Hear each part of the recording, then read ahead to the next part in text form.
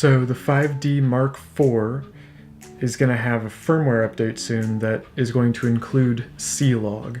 Now, C-Log is a big deal because it's Canon's logarithmic profile, and a lot of people really like it, from what I understand, that use their cinema cameras. And C-Log on the 5D Mark IV is a big deal because that could make the 1080 files that more people are going to be shooting, because of that terrible motion JPEG 500 megabits per second file for 4K is kind of unusable, and that crop factor is a little bit frustrating. It's going to make those 1080 files, but also those 4K files, much more usable. I would posit that you don't need 4K if you have a logarithmic profile.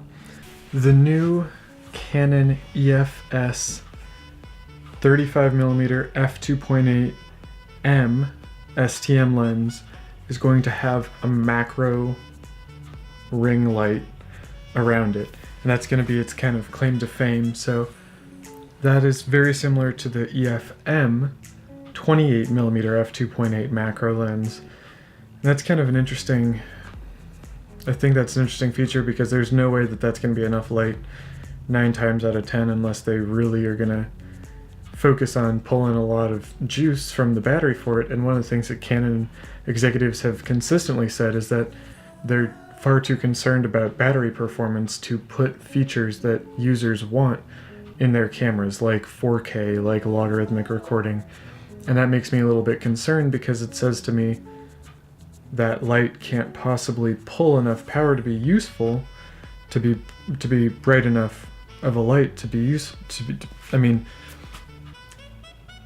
just because then that would cause too much power drain, and that would kind of be against the ethos that Canon seems to be going for with the ergonomics and usability of their cameras, or what they see as the important bits of ergonomics and usability of their cameras as being.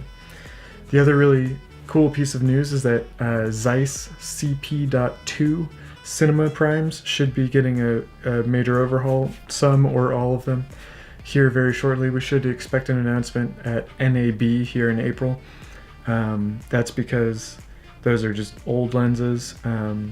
Technology's moving forward, and Zeiss needs to step up their game with those particular pieces of kit. So that's kind of the update from today for the camera industry. So thank you very much for your time and for your attention.